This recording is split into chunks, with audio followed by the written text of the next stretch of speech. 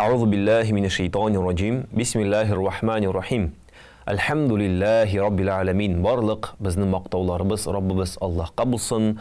Хөрмәтле тамашачыларыбыз, ассаламу алейкум ва рахматуллахи ва баракатух. Эфирда имамнан сырык тапшыруы һәм инде әлбәттә бик күп сораулар һәм аларга җавап кайтаручы бер хәзрәтебез, остазыбыз. Бүгенге тапшыруга килгәндә, хөрмәтле тамашачыларыбыз, бүген бездә кунакта Яңа Шигали авылының Абдурахман ибн Ауф исемендәге мәчетнең имамы хатибы Данис хәзрәт Баһаудинов. Данис хәзрәт, ассаламу алейкум ва рахматуллахи ва баракатух. Алейкум ассалам ва рахматуллахи ва баракатух. Хәзрәт, сезне күрергә бик шат. Инде әлхәмдүлилләһ, Раббыбыз Аллаһ шушылай яшь имамнарыбызны безгә бүләк итә, бирә һәм алар да менә гыйлем туплап безнең белән алар уртаклашалар. Шуңа күрә Раббыбыз Аллаһ тагын да тирән әйтергә насыйп итсен гыйлемнәрегезне. Һәм инде бүгенге безнең сөйләшә торган тема ул шундый бер зур темадан бер өлеш дип әйтгәндә балалар тәрбиясенә күбрәк кайтып калыр. Гаилә зур мәсьәлә һәм инде бигрәк тә менә балалар килгәч, балалар барлыкка килгәч гаиләдә ул үзенә күрә бер төрле күңелле хасиятләр, ләкин ничек кенә булмасын, динебездә һәрбер сорауга җавап бар дип китерелә. Шуңа күрә инде нинди генә бала белән дә очрак булмасын, аңа да җавап бар дип әйтәсе килә һәм кешеләр еш кына мәсәлән барбыр да имамнарыбызга сораулар белән чыга. Хәзрәт, менә минем мәсәлән балам шулай иттерә, балам булай иттерә, яки мин белеп бетермим, нәрсә эшләргә. Менә шундый сорауларны бүген карап китәсе килә һәм беренче сорау: мөселман гаиләсендә тәрбияләнгән бала башка диндәге бала белән дус булса, бу очракта әти-әнисенә бу дуслыкка ничек караган? Ничек булыр гомумән менә бу халәттә? Бисмиллаһир-рахманир-рахим. Аллаһ Таала тәүфик бирсен. Хәерле, тирән җаваплар бирергә иншаллаһ. Балага карарга кирәк. Әүвәлге мәсьәлә бу баланың башка дин әһле белән сөйләшүе. Бу бала өчен проблемамы? Ул бала шул дустында югалып бетәчәкме, юкмы? Ул аның артыннан барачакмы, юкмы? Менә шушы мәсьәләгә килгәндә без инде үзебезгә тәрбия максатларын ачыклый алабыз. Тәрбия максатларында булырга тиеш. Без әти-әни буларак, без аларны тәрбияләү өстендә вазифалы, җаваплы кешеләр буларак максатларның берсе булып тора, менә шушы баланы дуслар сайларга өйрәтергә. Ул аны теге чыгып китте дә, biz аның өчен бүтән дусларын сайлап бысы белән сөйләшмә дип, без аны алай тәрбияли алмыйбыз. Ул дөньяга чыгып китә һәм менә шушы дөньяга чыгып китәчәк көннәренә без инде алдан шушы әзерлекне башларга тиеш һәм шушы дөньяда яшәргә өйрәтергә тиеш без баланы. Шушы балага кечкенәдән үк менә улым, кызым, дөньяда шундый диннәр бар, шундый дин әһелләре бар, шундый кешеләр бар, шундый карашлы төрле мировоззрениелар бар дип әйтеп өйрәтергә кирәк. Һәм инде менә шушы балага менә шу диндә булган беренче тәгълиматны аңлатканнан соң, икенчедән аның шушы менә тәгълиматкә үзендә булган менә шу самооценкага дип әйтгәндәйме, таянып, шушы балалар белән аралашса да, аларда югалып бетеп, тулысынча аларга бирелеп китми торган шундый менә төпле фундамент, төпле нигез булдырга тиеш, шуның өстендә без эшләргә тиеш. Менә асылда килгәндә инде нәрсә эшләргә кирәк безгә? Баланы дөньяга чыгып китәчәк көненә, аның дөньяга килгән беренче көненнән үк әзерли башларга кирәк. Чөнки ул бала теге әти-әнинең кулы булырга өйрәтергә тиеш түгел. Әти-әнинең сүзенә әйләнеп кайтып кына ул шулай теге әти-әни әйткәнлегенә эшләп яши торган кеше түгел бу. Бу бала айрым бер Аллаһның кулы, айрым бер шәхес, һәм безгә менә шу шәхесне тәрбияләргә кирәк. Һәм инде башка дин әһелләре булсынмы, яки динсез кешеләр булсынмы, алар белән мөнәсәбәттә бала үзен генә югалтып түгел, алар өстеннән булып, үзе артыннан алып бара торган шәхес тәрбияләргә кирәк дигән безгә максат куярга кирәк. Әгәр дә безнең шундый максатыбыз була икән, әти-әни баланы яшьлектән менә шушы үзенең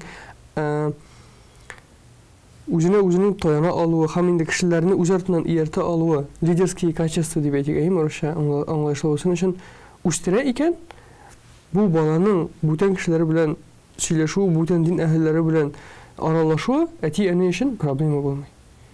Әти-әни өчен проблема. Анда бит әле әгәр дә бу өлешкә карап китсәк, хәзрәт, теге безнең татарларда бик күп мәкалләр бар. Мәсәлән, кемнең арбасына утырсаң, шуның җырын җырларсың ди, ягъни син аның арбасына утырасыңмы, әллә син аны үзеңнең арбаңа утырырлык итеп, менә син көтүче буларак теге үсәсеңме? Һәм инде әлбәттә башка бер ягы бар. Бу очракта бит без менә әйтәбез, әти-әнинең балага карата карашы ничек булырга тиеш дип, яки менә әйттегез хәзер, карашы түгел, алдан әзерләргә кирәк дигән, баланы алдан әзерләргә кирәк дигән максат куярга кирәк. Димәк, монда бит әти-әни белән теге әти-әнигә шушы фикерне ирештерергә, әти-әнигә шушы бала белән эшләргә өйрәтергә. Без күп очракта теге баланы дип әйткәндә, баланы тәрбиялибез дигәндә, күп очракта әти-әни тәрбияләргә кирәк бит әле башта. Шулай. Монда менә бу үз-үзенә таяну, һәм лидерские качества дигән нәрсәдә безгә ике нәрсәне аңларга кирәк. Беренчесе, ул инде сез ул баланы бер көн үзенең тормышын, үзенә өстенлек булган бөтен тормышы өчен җаваплыгын үз кулына итеп тапшырып, аны мустақил бер бәндә итеп тормышка чыгарып җибәрер көнегез җитәчәк. Күпчелектә ул җитмәй инде, безнең әти-әниләрдә, чөнки теге балам дип үзенә кайтарасы килә, үзенең бер баласы итәсе килә инде, чтобы ул картлыкта ярдәмче булсын дип, менә аны мустақил бер бәндә итеп чыгарып җибәрү максаты турында без әз уйланабыз. Һәм менә шушы килеп чыксын өчен, ул үзенә үзе таянып яши алсын өчен, мустақил итеп үзен сизсен өчен, әти-әни бармы, әти-әни юкмы, өстән карап торучы бармы, өстән карап торучы менә кешеләрдән бармы, юкмы, ул Аллаһ карап тора, Аллаһ Тәгалә мине белә һәр нәрсәне дип аңларга тиеш, дини тәгълиматта, һәм инде бу эштә нәрсә булыша, әти-әнинең шушы балага булган хөрмәт күрсәтүе. Аны мин сиңа ышанам.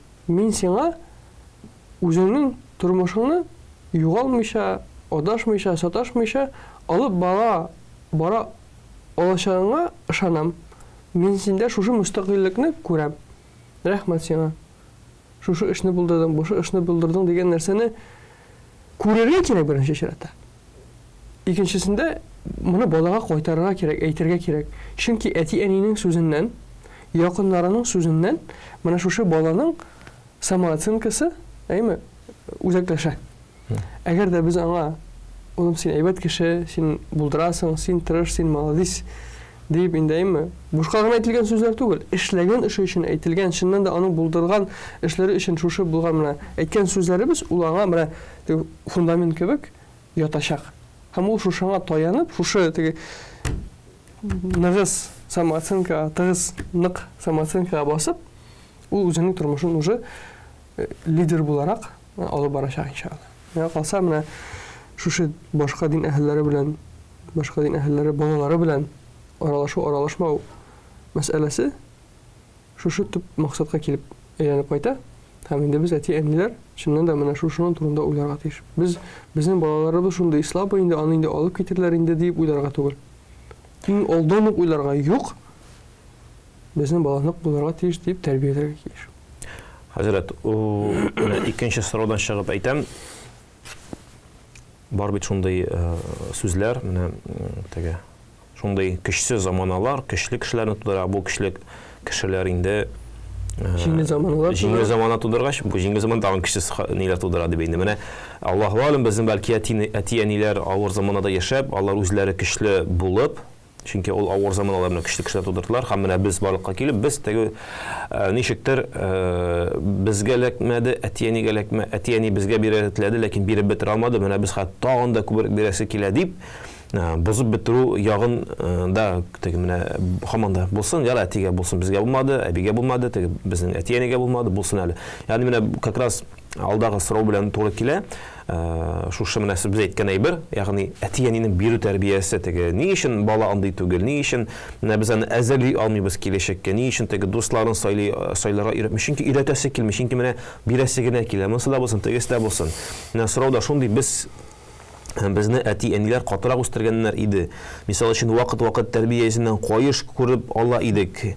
Кием кирәгенчә генә иде. Кирәк-ярак кирәгенчә генә иде. Хәзер инде балаларны өрмәгән урынга утыртмыйбыз, кулларында кыйммәтле телефон, гаджетлар, ашау һәм кием, күпме һәм нинди кирәк, шунысы бар бөтенесе дәйме. Һәм инде менә нигә балалар белән йомшаграк була башладык, бу зыянга илтмиме дигән, менә как раз без әйткән шушы вакыт алышынышы, төрле буын алышынышы һәм менә бу көчле көчсез буыннар. Бу бик тирән сорау, без моны күрәбез, мондый сораулар шактый күп килә, балалар слабый дип әйтәбез инде үзәйме, көчсез, тәрбия юк, әдәпсез дип әйтәселәр килә. Бүтән нәрсә әзерлек иттереп бирәбез дибез дә, балаларга бүтән җаваплылыкны төшереп калдырабыз, әмма уйламыйбыз, балаларның үзләре тәрбияләү вазифалары юк. Аларның үзләренең өстендә андый җаваплылык юк. Тәрбия ул әти-әни җаваплыгы. Бала кеше әнигә карата бер төрле начар мөнәсәбәттә икән, ачуланышалар икән, кычкыра икән бала әнигә яки әтигә, димәк бу әти-әнинең җаваплылыгы. Баланы үзгәртеп булмый, теге аны алыштырып кына булмый. Син шундый булырга тиеш, була эшләргә ярамый, безнең вакытта балалар икенче иде дип, без алай итмәйдек дип кенә булмый, алай баланы тәрбияләп. Һәм шуннан да дөрес әйтәсең, тәрбияләргә кирәк. Тәрбияләү эше, тәрбияләү җаваплылыгы, ул аны бүгенге көндә бернинди институтка да тапшырып булмый. Җаваплылыкны безнең өстән төшереп булмый. Ул мәктәп булсын, ул тәрбия өстендә эшләми. Аны андый вазифасы юк. Ул хәтта мәчет булсын да, мәчеткә биреп кенә, бала минем баладан әйбәт тәртипле, әдәпле бала ясагыз дип кенә бу җаваплылыкны төшереп булмый. Һәм инде шушы тәрбия эшенә, тәрбия алымнарына, тәрбиянең максатларына, ничек ул эшләнә, теге практикада аны без өйрәнергә тиеш. Аның теге булай эшләсәң ничек була, булай тәрбия эшләсәң ничек була, бүгенге көннең тәгълиматын, вазгыятны аңларга кирәк. Аңларга кирәк, нинди тормышка, нинди дөньяга без баланы әзерлибез. Дөньяда нинди теге халат, кешеләр ничек яшиләр. Шушы яшәү аралашында, шушы яшәү вазгыятендә ничек итеп аңа үзен югалтмаска, ничек итеп үзен тотарга, ничек итеп үзен тәрбияләргә. Гаджет биреп кенә, менә шуннан өйрән дип кенә өйрәнеп булмый. Баланың эше менә бу ихтияри кешен үстерергә кирәк, шулай бит. Ул үзен үзе тотып, үзен контролировать итеп, күпме кирәк микәнен аңларга өйрәтергә кирәк. Кайчан ушы артык була, кайчан җитәрлек була, менә шуны баланы шушы тойгырлык сизен арттырырга кирәк. Һәм инде менә шушы җиңеллекләр дигәндә, без балаларга бүтән әзерне бирәс килә. Бездә булмады, менә инде без бүтән теге тормышыбызны балалар тирәли оештырабыз хәзерге көндә. Бүгенге вазгыятка карасаң, biz балалар тирәли бүтән тормышны төзибез. Детацентрированное общество. Бүтән нәрсәне балаларга самые лучшие детям дип әйтәбез, нәме шундый нәрсәне әйтәбез. Әмма ләкин балаларда менә шушы тормышның авырлыкларына каршылык тора алу мөмкинлеге үсен өчен балалар тормышларында авырлыклар белән күрешергә тиеш. Без моны икенче тел әйткәндә прививка ясыйбыз бит менә теге. Кичкенә генә теге дозада каршылык булмаса, зур каршылыкка тора алмый дип. Менә шушы кичкенә каршылыклар белән баланың яшенә карата аның өстендә теге вазифалары артырга тиеш. Ул өйдә эшләрне эшләргә булышырга тиеш. Әмма мин тиеш дип әйтәм. Мин тиеш дип әйтәм, теге экспертный урыннан кебегрәк инде, но балага син шуны эшләргә тиеш дип әйтеп кенә, аны теге өстенә бәйләп куеп, бастырып, аны бу эшкә өйрәтеп булмый. Баланы нинди дә булса берәр навыкка, мөһим берәр эшкә өйрәтәсегез килә икән, аның тоже үзенең этаплары бар. Мәсәлән, баланы үз уенчыкларын, үз әйберләрен, үз өстәлләрен җыштырып кую навыкы, например. Иң әүвәл без бу эшне бала белән бергә эшлибез.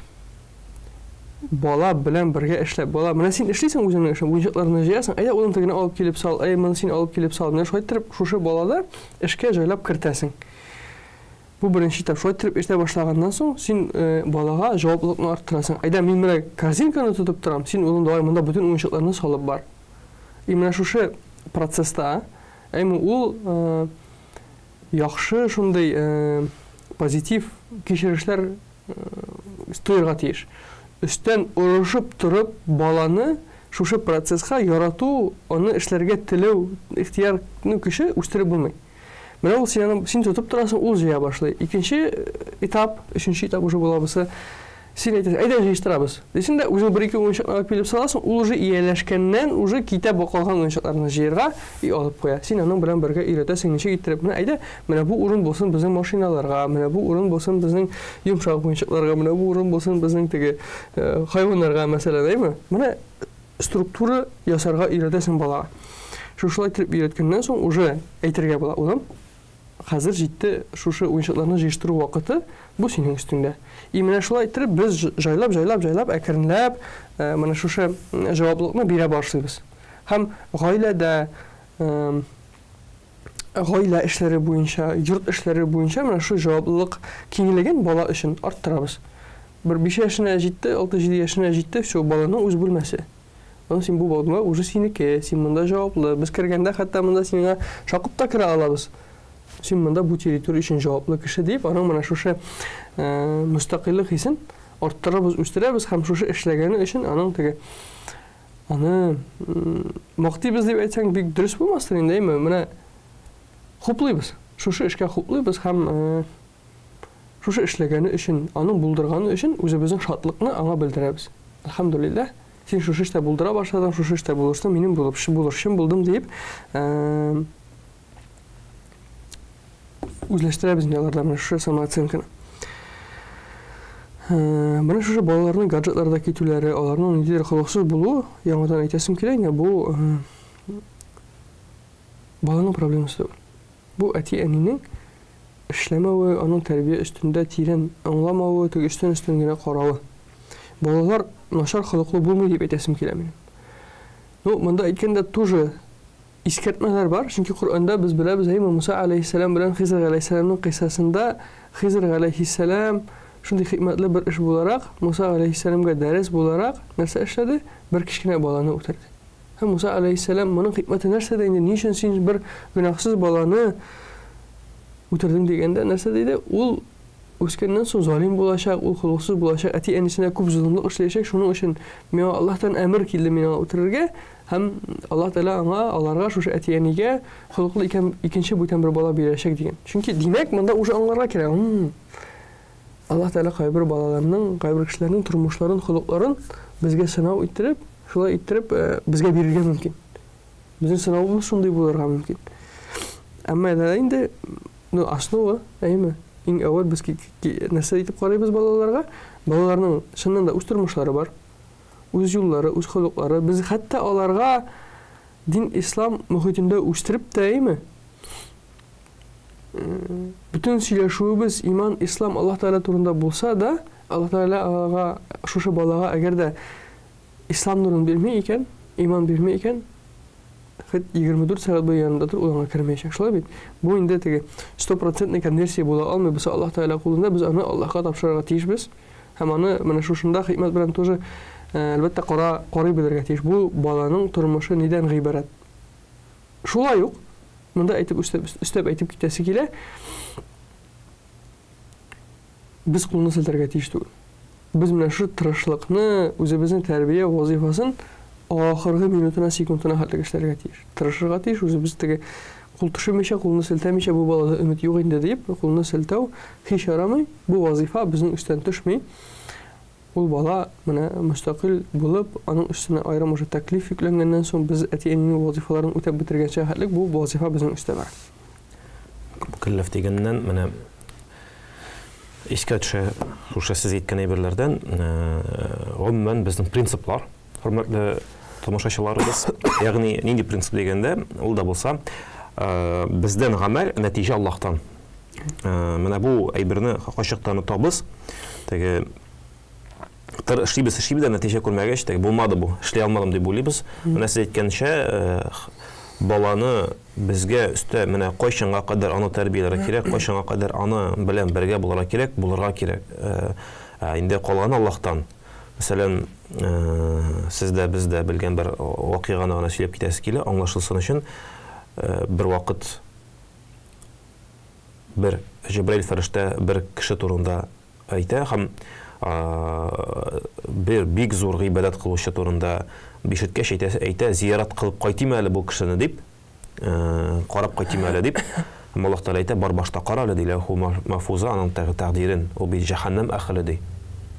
Шуны күреп төшеп китә Җәбраил фәрештә, төшә, күрә, чыннан да бу кеше бик күп гыйбадат кыла, һәм Җәбраил фәрештә сорый, менә син шуның кадәр күп гыйбадат кыласың, синең бит ләүхул мафузда язылган, синең тәкъдирен язылган, син җәһәннәмдә дип ди.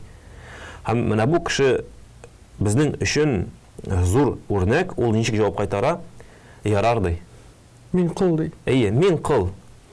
Җәннәткә яки җәһәннәмгә кертү Аллаһның эше. Нәтиҗә Аллаһтан. Ә минем эшем ди бары тик менә гыйбадат кыл. Мин кыл, Аллаһ миңа кушты, мин үтим ди. Һәм Җәбраил фәрештә кире кайта Аллаһ янына, һәм Аллаһ Тәгалә әйтә, бар кара әле ди ләүхул мафуза ди. Һәм аның урыны җәннәттә икәнен күрә. Үзгәртә Аллаһ Тәгалә.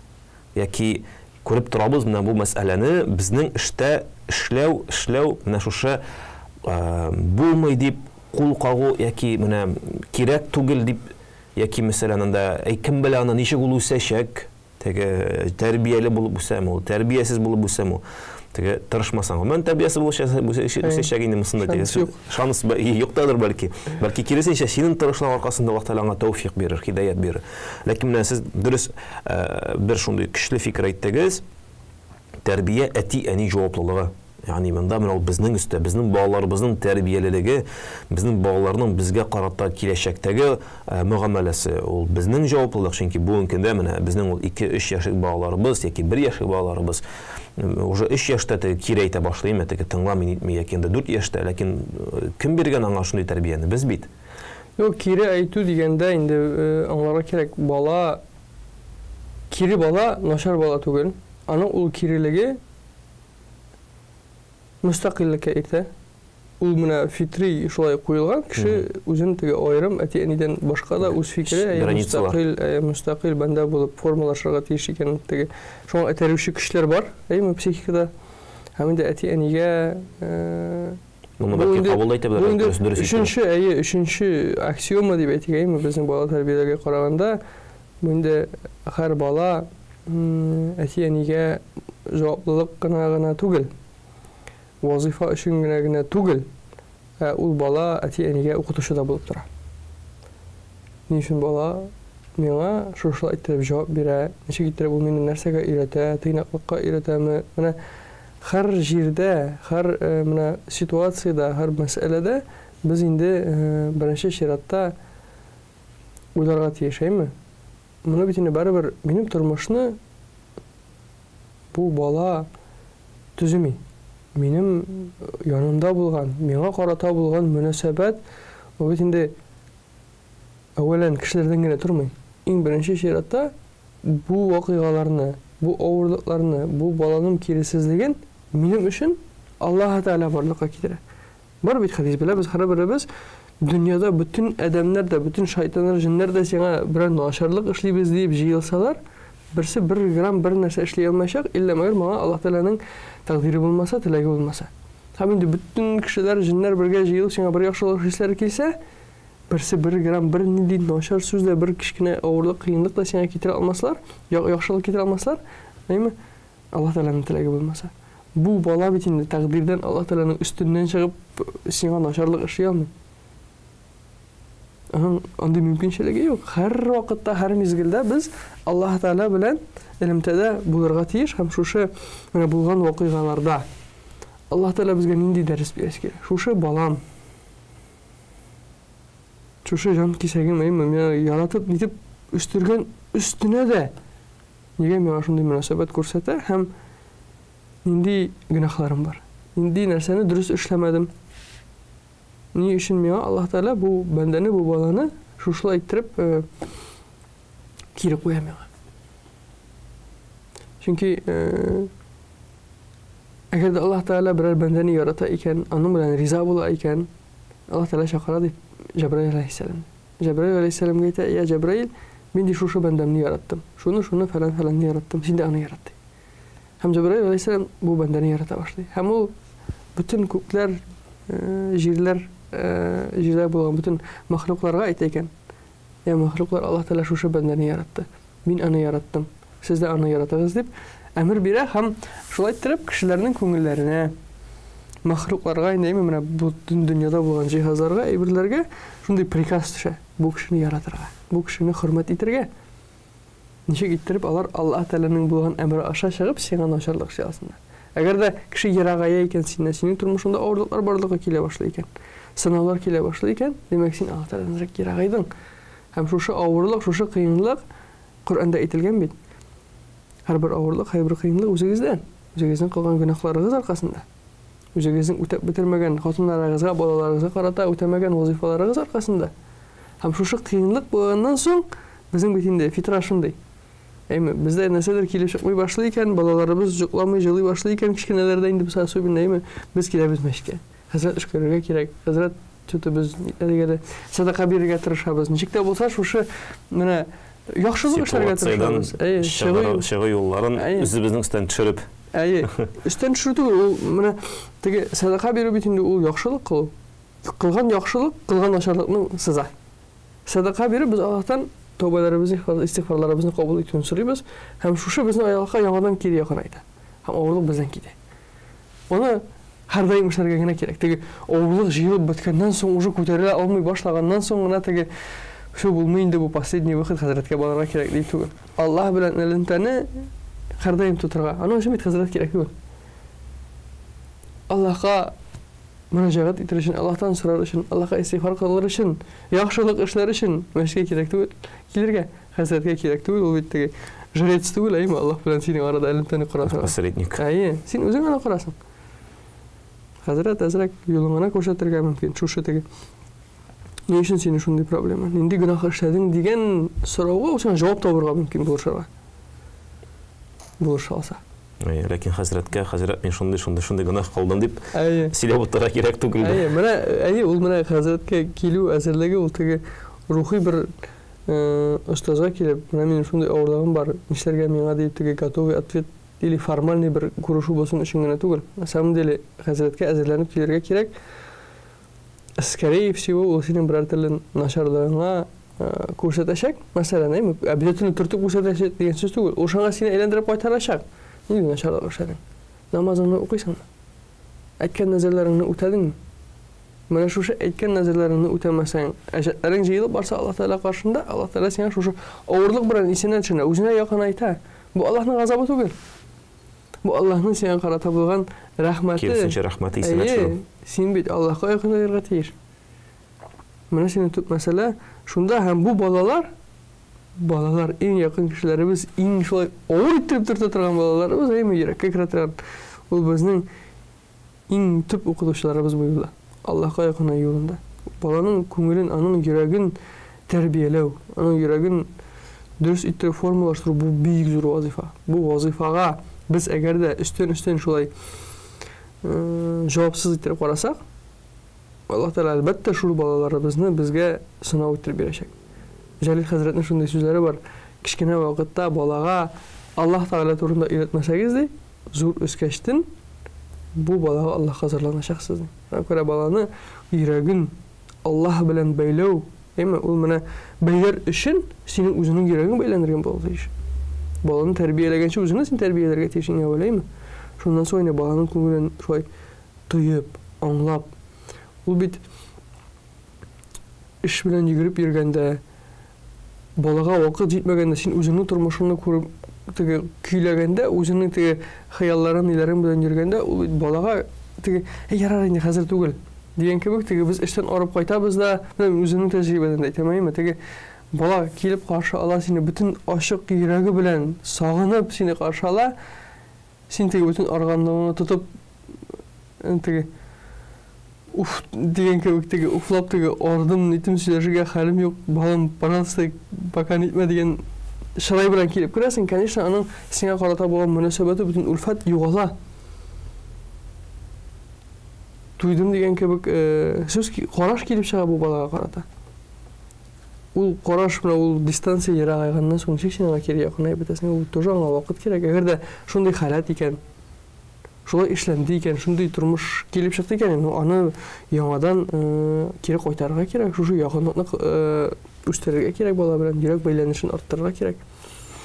Монда үзенә күрә бер тайм менеджмент килеп чыга бит инде хәзрәт. Ни өчен? Чөнки бездән күп нәрсә тормый дип без әйтәбез, сылтыйбыз эшкә, тормышка, ниндидер бер очракларга, һәм менә бала үзе әле сине яратам, бала әле синең кайтканыңа менә фитри ярату белән менә гомумән яраткан вакытта киләм дигәндә син менә шулай үзенең арганлыгын аркасында, тагын нәрсә аркасында, бәлки теге сырхаулык, проблемалар, үзем белән кайткан фикерләрең, уйларың әле гомумән теге бар, улым килеп кенә тора әле, яки инде кызым.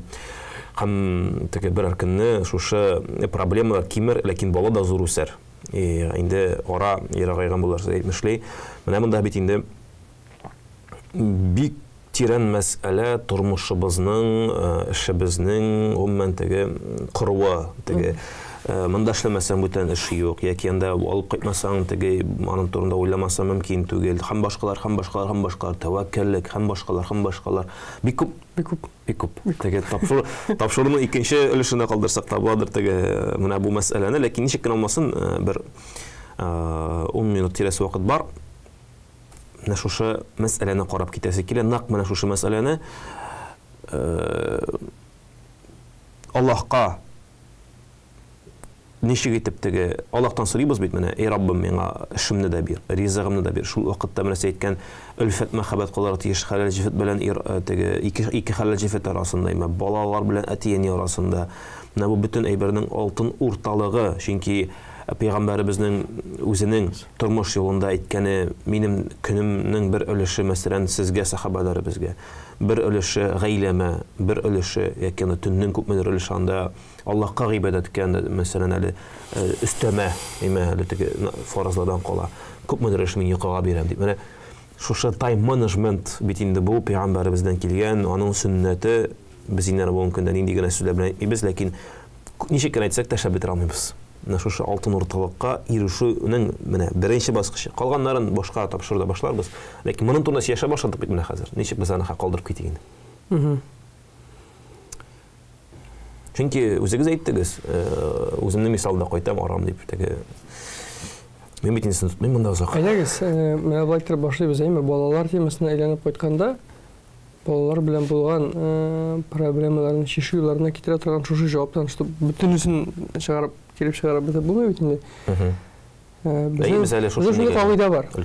Менә балалар белән әти-әнисенең мөнәсәбәтләрен тикшергәндә, аларның менә теге проблемаларына чишү юлларын эзләгәндә, безнең беренче аксиома, мин әйттем, өченче аксиоманы әйттем, икенчесен әйттем, җаваплылык әти-әниләр өстендә дип. Беренче аксиома әти-әни балалары өчен барлык тырышлыкларын куялар, бүтән булган мөмкинчелекләрен биреп, шушы тәрбия эшенә керешәләр. Һәм махсус итеп аларга бер нинди теге начарлык теләп эшләмиләр. Менә нәрсә бирә алалар, бүтән яхшылыкны алар шунда биреп бетерәләр. Һәм шушы биреп бетергән өстенә бер төрле авырлык бар икән, кыенлык бар икән мөнәсәбәтләрдә. Бала киреләнә икән, тыңламый икән, яки аралашмыйча чыгып китә икән бер кая. Бер төрле начар холыклары, менә әти-әнигә кире әйләнеп кайта торган холыклары. Бу нәрсәгә әйләнеп кайта? Әти-әнинең менә йөрәгендә булган шушы рухи көчкә әйләнеп кайта. Аларның шәхси ихласлыкларына әйләнеп кайта. Бу инде аларның Аллаһ Тәгалә белән булган мөнәсәбәтләре, аларның тормышка карашлары, аларның менә шушы әти-әнилек вазифасына, ул бит балага карата вазифа түгел. Ул бит Аллаһка карата вазифа. Ул Аллаһтан бирелгән вазифа, һәм Аллаһ Тәгалә шуның өчен сораячак. Син үз вазифаңны ничек үтисең? Үтәдең. Шуның өчен сораячак. Һәм менә шушы җаваплылыкны аңлап, Аллаһ Тәгалә безгә биргән тормыш, шушы тормыш эчендә булган сынауларның гыйбарәтен, хикмәтен аңлап, шушы тормышка карата булган карашның төплелеге үсәргә тиеш. Менә бу тайм менеджмент, ничек бала тәрбияләргә дигән теге практичный дөньяви уже теге юллары, анысы икенче мәсьәлә. Анысы кайчан синең ихласлыгың бар, кайчан син менә шушы вазифаның зур вазифа икәнен аңлайсың, Аллаһның үзе биргән шундый җаваплы сынавы икәнен аңлайсың, шуннан син инде инструментларын үзең эзлисең, аны әйтәм бит, мин кешегә күпме тапкыр сөйләгән бар планирование турында. Шулай эшләргә кирәк, булай эшләп кара, булай планирую, менә мондай дневник алып торып язып бар, приоритетларның куй мөһимлеген, мөһимлексезлеген дигән тикшереп бөтенесен үз урынына куй. Әйткәнгә карап эшләрләрме соң? Эшләмәйбез бит. Чөнки аңлау юк, мөһимлек юк. Менә шу мөһимлек, ихласлык Аллаһ Тәала каршында кайтасыбыз бар. Аллаһ Тәала безне һәр даим күрә, калдырмый бер кайчанда үзенең игътибарыннан. Һәр даим сыный. Безнең йөрәкләребезне тикшереп тора. Безнең йөрәкләребездә әгәр әйме нәрсә бу менә гөнаһлар икән, гөнаһ үзебезнең теге нәфс теләкләре üstə qoyabız ikən, özümüzün nəfəsinin tiləklərini alğa çıxarıb, Allah'ın tiləklərini ikinci şəriatqa qoyabız ikən, bu vaxtda bizə indi mənə şu sınavlar, şu dünyavi problemalar kütə. Həm dünya özü bir sınav. Dünya özü bir sınav. Həm hər bir kişi mənə şu sınavlardan şişlərinirға tiyir, həm Allahqa yaxınayırğa tiyir. Ayımı? Bunun için indi yollar. Mescid bilen böyle bu. Buna şimdi metrika var. Kızık bizneste de kullanılan. Veriyatlışı uspexi degen. Koyşan şimdi ihtimallık var. Senin şu işinde umurga erişu ihtimallığı nersege beyle. Senin buna şu işinde özüne profesyonel навыкларыңны күтәрүгә һәм шушы эшне эшләүгә бирелгән вакытның хисабы белән бәйле. Күпме вакытны күбрәк бирсәң, шуның хәтлек синең күбрәк мөмкинлек бу эшен килеп чыгарга дигән. Менә ахирауи, ахыргы дөнья, ахири дөнья эшләрендә дә уңышка ирешүнең ключевой метрикасы күпме син шушы эшкә үзеңнең вакытыңны бирәсең. Менә синең 24 сәгатең бар көн дәвамында син шушы сәгатьләреңне күбесен дөньяга багышлыйсыңмы, ахиратка багышлыйсыңмы? Кулың дөньяда булып та, йөрәгең кайда? Менә шушы йөрәктә булган сораулар нәрсә турында әйләнә? Менә минем йөрәгемнең 100% объемы бар. Анда минем теге хыялларым, мәхәббәтем, гаиләм, балаларым, менә шушы йөрәктә булган өлешләрнең күп өлеше нәрсәгә бәйләнгән?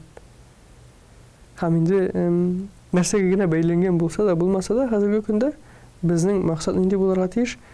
Иң зур өлешне Аллаһ алып торырга тиеш. Иң зур өлешне Аллаһ алып торырга тиеш. Аллаһ Тәала безгә итәк биргән ул мәхәббәтне, ул малга, нигә аны алып бетереп буламы, булмыймы, ансын теге зуррак галимнәр әйтсеннәр, йөрәк галимнәр әйме, без бит инде андый зур кешеләр түгел. Шуңа күрә ничек кенә булмасын, нинди генә халатта син үзеңне тапсаң да, максат, иң әүвәлге, иң мөһим максат, менә шу йөрәктә Аллаһ Тәаланың өлешен арттыру, Аллаһ Тәалага карата булган мәхәббәт, аңа карата булган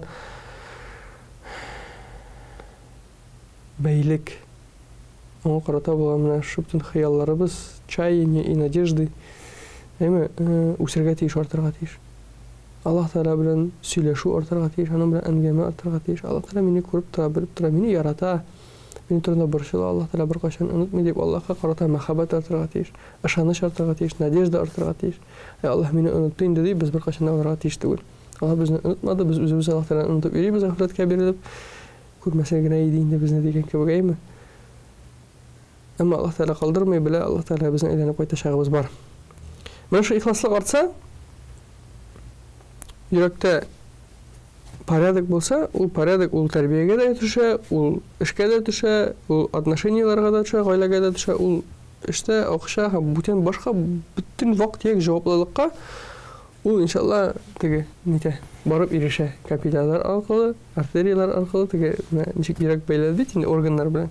Шул бүтән нәрсәгә ул шулай итеп ирешә иншалла.